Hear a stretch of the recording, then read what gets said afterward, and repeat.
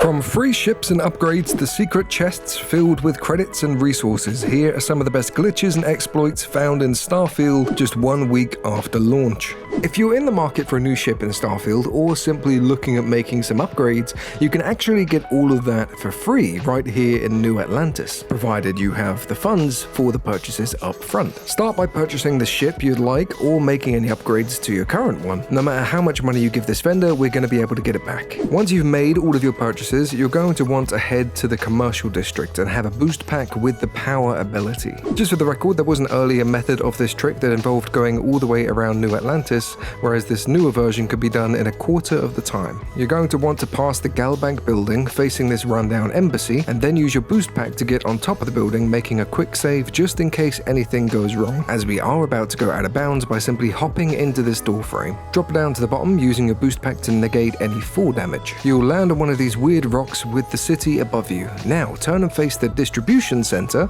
and follow the same path that I do. You may encounter some invisible water. If you do, just swim to the outer edge and you'll be fine. Now as you reach the edge of this little rock area, you'll be able to see the spaceport from up here. What an awesome view. Throw yourself off the cliff, once again using the boost pack to save yourself, and then from here you'll actually be able to access 2 more hidden chests, something we'll talk about in a little bit. The first chest has some credits and coffees, nothing overly exciting, but as we move around the buildings, you'll find a second chest belonging to the general store, Jemison Mercantile. They have a bunch of awesome items, resources, and credits you can take, but they will be classified as stolen. I personally take everything because resources are incredibly valuable in this game for research, modification, and outposts. I will walk you through how to sell the stolen items in a minute for those of you who don't already know how. For now, grab whatever you need and follow this path down towards the spaceport, coming up just underneath the ship vendor. All that's left now is just to jump up at the chest, reclaim your hard-earned credits, in addition to the 72,000 he already had. Simply jump up here to escape and boom! Free ships that you can keep or even resell for more money, countless resources, and a little bonus for your time as well. By the way, you can actually do this process just for the 72,000 credits the vendor originally had as a way of making some decent money on the side. The only issue is that this chap does take a while to restock his cash flow, which is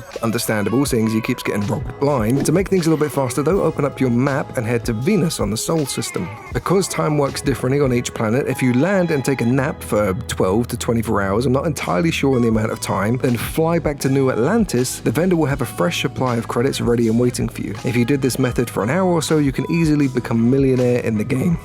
Neon is a land of opportunity in Starfield, particularly for those looking for some ill-gotten gains. If you have some stolen items, you can head to the trade authority, or literally any trade authority in the game, and unload all of your shady goods here. But the reason Neon is so great is because yet again, we have more secret chests waiting to be uncovered. Equip your boost pack with a power modification, come up to the sign and jump on top. Then from here, look back up to the trade authority and jump towards these pipes. You'll be able to mantle on, jump up to this platform, look up, and then boost all the way to the top of this thing. From here, you have a very strange bird's eye view of the desolate streets of Neon. Face the roof and then jump on top, climbing over this little hurdle and then proceeding to run all the way to the other side. When you get close to the end, boost jump over the ledge on the left-hand side and you'll be able to walk along this little platform until you reach the end where you can drop down onto a pipe using the boost pack to nullify the fall damage once again. And voila, there are 3 lovely chests ready for you to plunder. The first one is owned by Ryzen Industries. It has some credits and edgy weapons. They're okay, but better for selling. The second chest over here contains more credits and a bunch of clothing items that will help fund your future adventures. And of course, the third and final chest has a few extra credits and a bunch of coffees. Simply jump into the void and you'll be transported back up to the surface. There are other chests underneath Neon, but myself and others haven't quite been able to figure out how to get to them safely and easily, so subscribe to the channel for a guide on those whenever we figure it out.